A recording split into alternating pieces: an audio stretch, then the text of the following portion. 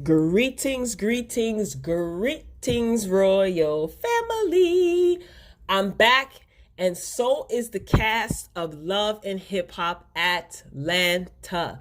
So this is season 9 and the season premiere. Okay, so let's get into it. Thanks for clicking on the video. If you are new here, welcome, welcome, welcome. If you are a returning royal family member, you already know how this thing goes. So hopefully all of you have seen the season premiere of Love and Hip Hop Atlanta, season 9. All right, let's go. So first of all, the episode opens up beautifully. We see Mimi and King Creep himself, Stevie J. So they are having a extravaganza for Princess Eva. It's her birthday. Beautifully themed party. Everyone is getting along. Little Eva looks so beautiful. Mimi looked beautiful. Stevie J looks good. Everyone looks good. So the party was good job. Mimi did an excellent job. Nice Afrocentric African theme party. So I thought that was really, really cute. We see Jock and Kendra. They're still together. Kurt and Rashida, they show up as well. And again, everything is all good. So great. So far, good opening scene. Now, we move away from the party after they sang happy birthday to Princess Eva. And it was good to see that Stevie, for now anyway, Stevie and Mimi are getting along. Mimi said that, what's her name? Jocelyn and her are getting along. We saw Bonnie Bella. She was at the party as well. And Eva, was carrying her little sister around. I do like that they're at a place now where they can all coexist and they're being mature so that the kids can have a good time. And it's no tension between the kids. The kids are young. They don't have anything to do with any of this drama and nonsense. So it was all good so far, all good. We move on to see Bambi and Scrappy, and they seem to be enjoying their little new family. And Queen Mama D arrives, okay, at Scrappy's house. And she had a series of surgeries because she had a health issue due to her drinking, and she has to have another surgery. So she's afraid. And Scrappy's just basically telling her, look, Ma, you need to quit this drinking. And she knows that, but Scrappy said that she doesn't even want to admit that that she has a drinking problem and that she's an alcoholic. So he went as far as to get a breathalyzer for Mama D, and he actually gave her a breathalyzer test, and she passed it. And I'm not mad at him for that. That's his mom. Of course, he doesn't want to see anything happen to his mother, and he's going to stay on her about her drinking. So, and it's scary for her to have another surgery. It stresses her out, it stresses the family out. So hopefully Mama D will stay on track. So we shall see. I love Mama D. She's one of my faves on the show. We move on to see Sierra. So she's back, and she not doing so well. She is in a legal situation, and it could possibly land her in jail for 12 months. Now, this all stems from her getting into it with Shooter's baby mother, who Sierra said lied on her. She lied to the police and said that Sierra assaulted her. Now, at the time, she was pregnant. This all went down during Shooter's son's funeral, after his son was murdered about 2 years ago, I think it was. And around this time, Sierra was getting into it with Shooter's baby mother. Now, they were together. Do they have a kid together? I could have sworn she said that they do have a kid together because they were together for a long time. Anyway, so Sierra, she meets up with him at a bowling alley because there's some sort of peace function that him and his family are having in memory of his son. And she confronts him, she goes there to support, obviously, and she confronts him. And she wants him to come to court to testify on her behalf that she's innocent. Now, he says that he's not willing to do it. He said he ain't snitching. He also brought up how Sierra wasn't at any of the court cases for his son. What I find interesting, though, is that some people, they don't believe in snitching until it's one of their loved ones whose case needs to be solved. But whatever, I'm not being judgmental. I'm just saying. Now, in his confessional, he admits and that he knows that Sierra didn't start the fight. He admits this in his confessional, but he said that he made a vow to himself that after his son's case, that he wouldn't step foot into a courtroom ever again. Now, I don't know. I just think that's cold. I think that's real cold, especially because Shooter and Sierra have a child together, right? I think she has 3 kids, one of whom is his, if I'm not mistaken. But still, it's like, are you holding a grudge with her because she didn't show up to court during your son's case when you guys were trying to solve the case? But she said that she did not show up to court because she did not want to be assaulted by his baby mother. And Sierra also pointed out that the baby mother lied on Shooter and got him arrested. So I just think that's cold, man. What do you guys think? Do you think that Shooter should quote unquote stay out of it because he believes in no snitching? Or do you think that he should go to court to testify for Sierra so that she doesn't end up going to jail? She has kids.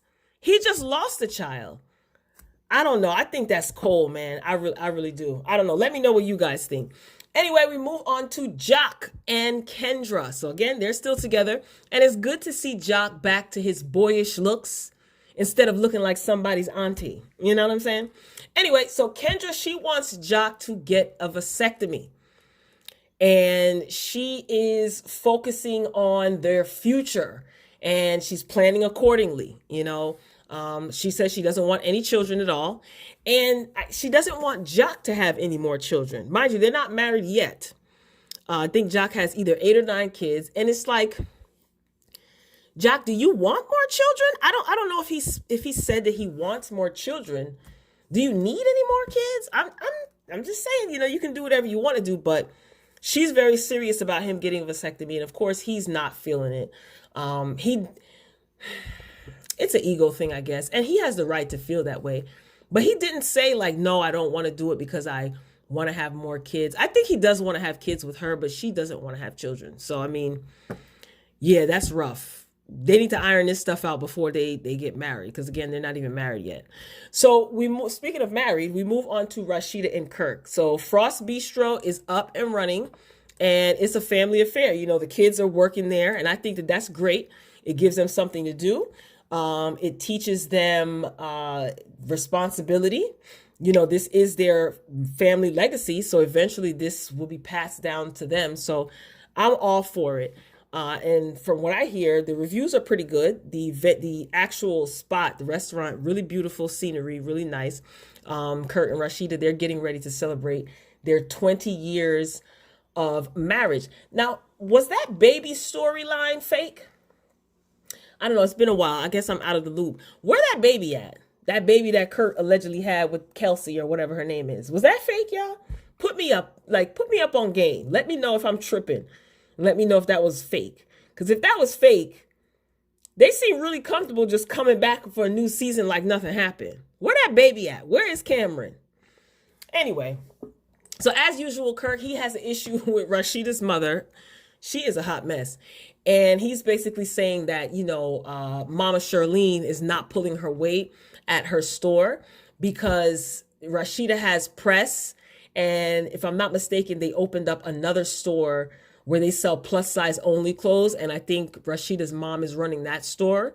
So Kurt is he's just over it. He's just like, look, man, it's probably costing them a lot of money to have that store open. And if they're not making a return on their investment, I can understand Kurt wanted to pull the plug, but you know, Miss Charlene ain't really feeling Kurt too tough. So that whole storyline should definitely be good this season because we know Charlene, she does not bite her tongue. So that definitely should. Remember when she rolled over Kurt's bike? Oh my God. Charlene, girl, she's a mess. Anyway, Sierra and we move on to see Sierra and BK, right? Why is BK back? Didn't they break up? Anyway, so they're meeting up with Bambi and Scrappy for some sort of like double date at a skating rink. And it looks like Bambi is replacing Carly for now because Sierra, she's not really feeling Carly right now because Carly's going through whatever she's going through. So she's been kind of MIA. So Bambi, I guess, is replacing Carly. as Sierra's friend. So Sierra ends up like breaking down crying like she's a wreck. She's scared. She's really scared because she might be going to jail. And Shooter's name is Rod. So let's call him Rod. She's expressing to Bambi like, she's really nervous because Big Rod won't testify. And that's when she said they have a baby together. Like, tell me if I heard that correctly. I know I asked before, but just put it in the comments and let me know. Again, I think that that's cold. I think that's cold. I get Big Rod's point of view, but still, like, for a fact that she didn't start that fight. So you're willing to not say anything and see her go behind bars? Cold-blooded. And they were together for a long time. Anyway, we move on back to Jock and Kendra. So they're in the doctor's office for a consultation, and they're being educated on the process of a vasectomy. So the doctor is like, hey, let's just check and make sure everything's working. Drop your pants. I'll check your junk. And I'm like, is this a real doctor? Jock is not having it. The doctor, he excuses himself. Kendra and Jock, they get to talking. And then he actually says something that I thought was interesting. He suggests that Kendra gets her tubes tied. Now, she didn't say yay or nay. What she did was she got a little defensive, and she starts throwing shots mentioning the amount of kids that Jock has that he doesn't have time for. And Jock wasn't having that. Jock was like, you trying to say I don't spend time with my kids? And she says, no, I'm not trying to say that. He said, don't say that. Like, he got really, really serious. And I found it funny how she's not willing to get her tubes tied, but she's chastising him. He didn't fall for it at all. So that'll be interesting to see how that works. She says, I'm not trying to put my reproductive health in jeopardy. I guess she's taking birth control, but why are you so quick to want him to get a vasectomy, but you're not even willing to entertain the idea of you getting your tubes tied? You said you don't want any children. So what are you trying to do here? Messy, messy. Anyway, it is party time. So the 20th marriage anniversary party is underway. Everyone shows up for the celebration. It's at Frost Bistro. Makes sense, right? Candy was there from Housewives of Atlanta because, Candy and Rashida are best buddies. So she gives a nice speech. Kurt's father was there. He addressed them. He got emotional because, Kurt's mom passed away. I think it was 2 years ago or so. So he just told his son that he was proud of him. So that was nice. And Mama Charlene was there as well. So she addressed them and she gave her nice little words. So the vibes, it was all love. So I said to myself, oh, this is going great. Everyone looks great. Nice venue. See, when things are going too good on these shows, that's when some BS is right around the corner. So Sierra, she, sees Carly and she addresses Carly and she lets her know, hey, look, I need you to show up in court. This is really, really serious. Carly was also a witness that Sierra is innocent. So I said, okay, then good. If Big Rod doesn't want to, show up to court, bingo, you have another witness. So you should be good. So we'll see how that plays out. So, the vibe is all good. Then an uninvited guest, two of them show up. So Alexis Sky shows up and she brings Akbar V along with her. Now, mind you, neither one of these ladies were invited to this event. Rashida, you should have had security. It probably would have cost you next to nothing. You should have had security. So Alexis did, and Akbar did go up to Kurt and Rashida and greeted them, real ghetto and tacky. And then after that, she makes her way over to Carly Red. Alexis, that is. Excuse me. So the story goes, because I'm saying, why do they have beef? What did I miss? So the story goes that Alexis was dealing with Mo before Carly. I'm like, oh, here we go. Mo is the man that Carly was dating, that she's supposed to be marrying. And last season, they went to marriage counseling, and it was a whole bunch of drama. And, as far as Alexis Sky is concerned, there isn't anything that I can say about Alexis that has not already been said. Moving along. So she just basically shows up, takes her shoes off, causes all this commotion at this event. and just totally ruins the event. And again, Rashida should have had security. That's number one. Number two, when Rashida and Kirk both seen, Kirk probably didn't even know, but when they seen Akbar and Alexis show up, and you saw her walking over to, why, I don't know, why didn't you say, hey, hey, none of that here. You watched it go down, and then you got pissed about it afterwards. But whatever. We move on to Carly, okay? So the next scene, we just hear Carly just talking about she's been going through so much. There's a lot that she's been going through that no one knows about. So it's like, well, dang, girl, what's happening? So the next scene, we see her walking into a funeral home, dressed for a funeral. And again, she's talking about how she's been in a deep depression. She started smoking and drinking. She's been going through hell for the last year or so.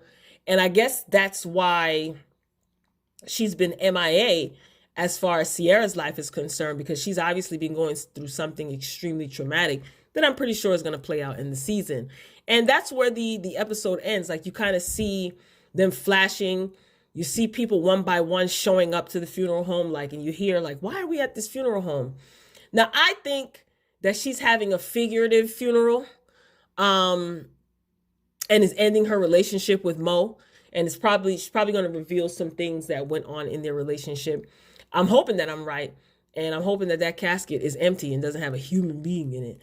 So we shall see. I mean, Love and Hip Hop Atlanta has yet to disappoint me in all 9 seasons. So let's see what they're giving this season, y'all. So I'm adding this to the roster. And yeah, so be sure to like the video if you enjoyed the commentary. Of course, get down in the comments. I mean, it's the first episode, but tell me what you think. Share your thoughts, share your opinions. Let me know what you think about Big Rod, though, in that Sierra situation. Do you think he's cold for not wanting to or not going to testify for her in court? I don't know if he ends up doing it, but he was adamant that he's not going to do it. And what do you think about Kendra wanting Jock to have a vasectomy? Yeah, it's probably just for a storyline, but it's like, these are like black soap operas, so we all have an opinion, right? What do you think about Kendra wanting Jock to have a vasectomy, but her not willing to have a hysterectomy or get her tubes tied? She says she doesn't want any children, right? So another show added to the roster. So yeah, again, get down in the comments. Let me know what you think. And I will see you guys next week. Same royal time, same royal channel. Until next time, peace.